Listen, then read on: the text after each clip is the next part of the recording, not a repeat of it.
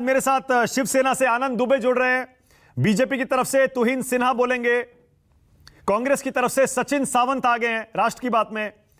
मेरे साथ डीके दुबे हैं, संविधान विशेषज्ञ, क्योंकि कानूनी पहलू अभी भी बहुत हैं, और अशोक वानखेड़े हैं, महाराष्ट्र की राजनीति के एक्सपर्ट हैं। आप सभी का स्वागत करवा रहा हूं। डीके दुबे, पहले आपके पास आ जाता हूं। दुबे जी, आज शिवसेना एक बार फिर से, यानी उद्धव ठाकरे फिर से सुप्रीम कोर्ट पहुंच गए, हालांकि वहां से उन्हें निराशा हाथ लगी। आज शिवसेना की, उद्धव ठाकरे की स्ट्रैटेजी क्या थी? वो अचानक आनन फानन में सुप्रीम कोर्ट क्यों पहुंचे थे? नहीं, देखिए, ऐसा है जो परेशान होता है उसको जहां से रिलीफ मिलती है वहां जाता है। तो मुझे लगता है कि वही सेम आर्गूमेंट जो पिछले परसों के दिन हो चुके थे, वो सेम आर्गूमेंट आज भी हुए। इसलिए कुछ नया नहीं था कोर्ट के पास कि कोर्ट तुरंत उसको सुनता और रिलीफ दे देता, क्योंकि ऑलरेडी उस पर सम्मन इशूड है, ऑलरेडी ज्वाइंटर के लिए कह रखा है, तो उसकी तो 11 तारीख फिक्स कर रखी है। जब तक उनके जवाब नहीं आ जाते तब तक कोर्ट सुनेगा क्या, मतलब क्या समझे और क्या डिसाइड करे। नहीं, लेकिन मेन जो इशू है वो ये है कि लीडर ऑफ हाउस कौन है, ठीक, लेजिस्लेटिव पार्टी का लीडर कौन है। दूसरा ये है कि विप प्रमुख जो बनाया है वो वैलिड है कि नहीं है। तीसरा ये है कि जो वहां उपसभापति हैं उनका रोल है कि नहीं, मतलब वो वैलिड है कि नहीं है जो उन्होंने नोटिस जारी किए हैं। और वो भी अभी आप ये नहीं कह सकते कि नहीं उस पर फाइनल डिसीजन कुछ आने जा रहा है, क्योंकि अभी ऑर्डर कोई नहीं हुआ था, कोई डिसीजन नहीं लिया था। इसलिए हम ये कहते हैं कि वो इंटरलोकेटरी ऑर्डर पर इंटरलोकेटरी एप्लीकेशन आई थी, यानी कि अभी तो मामला शुरू हुआ ही था कि उस पर तब तक कोर्ट में पहुंचाया गया नोटिस के खिलाफ। इसलिए आज कुछ रिलीफ देने को मुझे नहीं लगता कि कोर्ट के पास तो कुछ देने को था नहीं। इसलिए ऑनरेबल कोर्ट ने उनको वही तारीख पक्का दी कि 11 तारीख को जब हम सब ये सुनने वाले हैं तो तब आइएगा, अभी क्या सुने।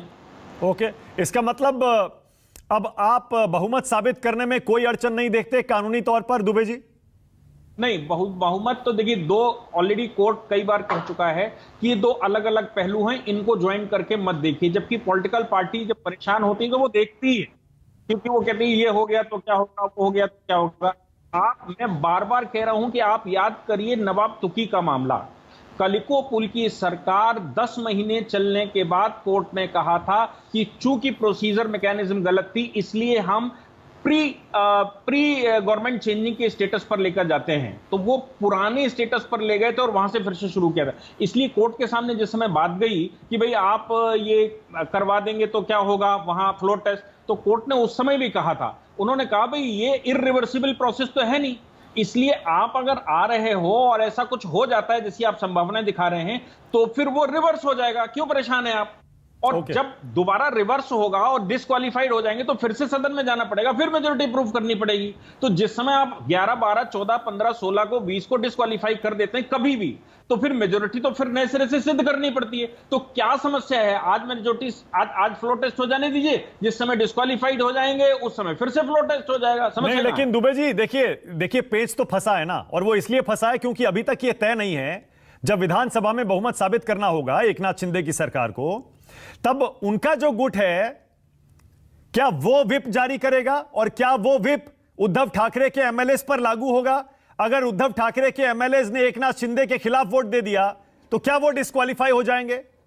मुझे एक मामला याद आता है 2016 या 17 का था, जिस समय इसी Amar Singh versus Union of India. आपको याद है अमर सिंह को निकाल दिया गया था लेजिस्लेटिव पार्टी से, समाजवादी पार्टी से, तो वो फिर कोर्ट गए थे और उन्होंने कई एक पिटिशनें लगाई थी। 2011 में एक लगाई, फिर 16 में लगी, 17 में, 18 में, 20 में।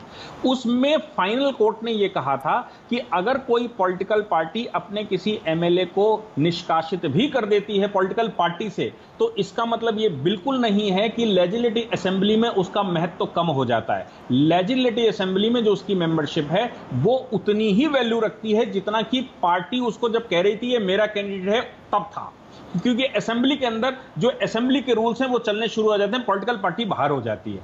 इसलिए मुझे लगता है कि ये जो अंदर की बात है वो अमर सिंह के जजमेंट को अगर यहां पर लगा देंगे तो वो कहते हैं कि नहीं, आप अगर पॉलिटिकल पार्टी बाहर भी निकाल देती तो भी अंदर तो बहुमत और जो वोट है वो वोट अपने हिसाब से सेट करेगा। इसीलिए बहुमत के समय पर जिस समय फ्लोर टेस्ट हो रहा हो उसमें विप लागू नहीं होती, विप को मानते नहीं है, क्योंकि कोर्ट ने बार बार यह कहा कि अगर विप यहां पर लागू होगी तो कैंडिडेट जो अपने इच्छा से मुख्यमंत्री चुनना चाहता है, सरकार चुनना चाहता है, वो कैसे चुनेगा अगर आप विप उस पर जबरदस्ती हावी कर देंगे। बाकी सभी मामलों पर विप लागू होती है। आप जिस समय कानून पास कर रहे होंगे, आप जब रेगुलेशंस बना रहे होंगे तब विप होगी, लेकिन जिस समय फ्लोर टेस्ट होता है उस समय विप का मामला नहीं, उस समय फ्री वोट देने दीजिए उनको। इसीलिए आपने कभी ध्यान दिया है कि ये जो क्रॉस वोटिंग हो जाती है, अभी अभी हुई है ना महाराष्ट्र में क्रॉस वोटिंग, हाँ, राज्यसभा चुनाव में निकाला हुई गया क्या?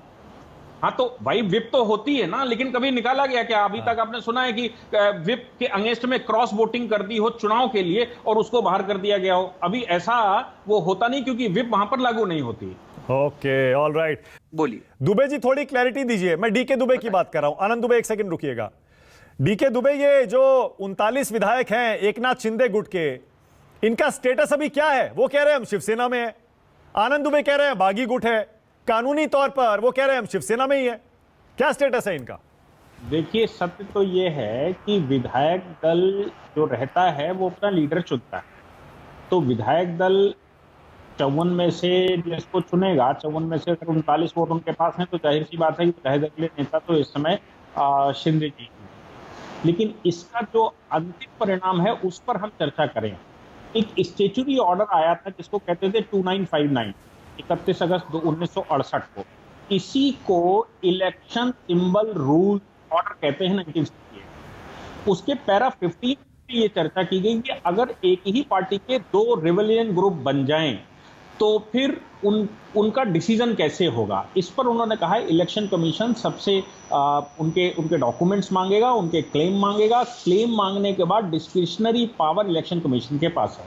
अब इसमें हम अगर दूसरी बात पर आ जाएं तो जिस समय समाजवादी पार्टी में डिस्प्यूट खड़ा हुआ था तो दोनों पार्टियों ने अपना अपना क्लेम किया था। 48 पेज का एक ऑर्डर किया था इलेक्शन कमीशन ने, और उस समय जिस समय दोनों पार्टी अपने अपने एग्जीक्यूटिव्स का रेजोल्यूशन रख रहे हैं, क्योंकि ये जो दो ग्रुप बन गए शिवसेना में, इन दोनों के पास अपना अपना रेजोल्यूशन आ जाएगा, अपने पदाधिकारी होंगे, नीचे तक सिस्टम बना लेंगे, ये सब कुछ तो दोनों पार्टी कर लेंगी आसानी से, इसमें कोई बहुत बड़ा रॉकेट साइंस नहीं है। लेकिन जब डिसीजन का नंबर आता है तो उसी 1968 के ऑर्डर के पैरा 6A, B और C में यह चर्चा की गई है कि जब भी किसी पार्टी को हम रिकॉग्नाइज करते हैं उससे पहले पिछले इलेक्शन के चुने हुए विधायकों का स्टेटस देखते हैं।